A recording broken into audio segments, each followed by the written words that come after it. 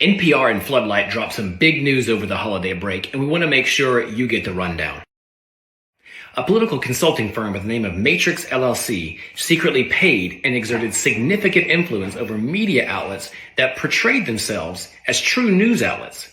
And the firm hired a freelance ABC news producer who used her official news credentials to target the opponents of Matrix's clients. Matrix has been at the center of controversy for the better part of a year after documents leaked to the press showing how the firm received money from utilities and then attacked opponents of Florida Power and Light, also known as FPL, and Alabama Power.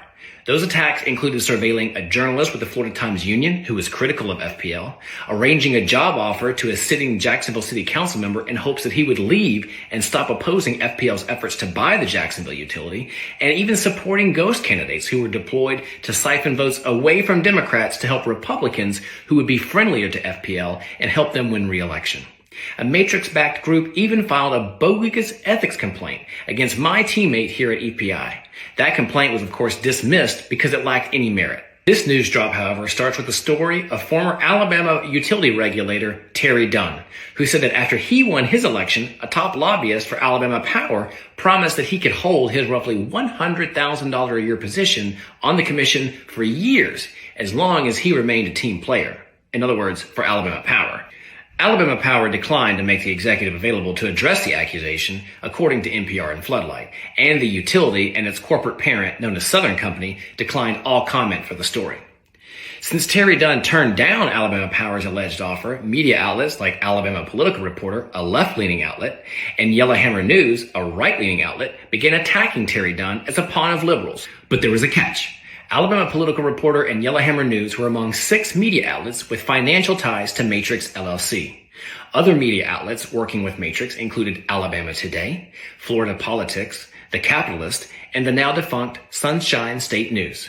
This doesn't even include Alabama Power's own, quote, Alabama News Center. Former reporters at the Alabama Political Reporter recounted episodes in which articles of theirs about Alabama Power received intense and unusual scrutiny from editors.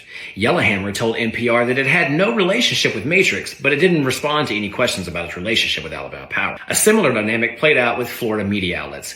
A former reporter with Florida Politics said that the outlet's publisher, Peter Skorsh, directed him to write favorably about industries that advertise with Florida politics, such as FPL. FPL paid Florida Politics $43,000 for what it said was advertising, and the outlet admitted to doing private research for other clients.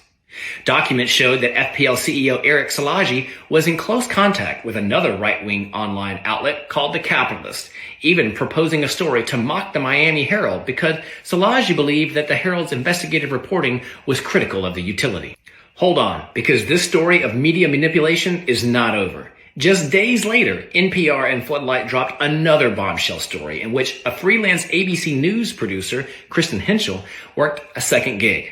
That gig was with Matrix LLC, and there she used her ABC News credentials to gain access to politicians and other powerful people who were causing problems for Matrix's clients, like FPL and Florida Crystals, a big sugar company. People like former South Miami Mayor Phil Stoddard, who wanted to expand the use of solar power in his city, and Republican Representative Brian Mast, who wanted to strengthen the water quality in Lake Okeechobee, Florida's largest freshwater lake. After the story broke, ABC News said that Henschel no longer works for the outlet.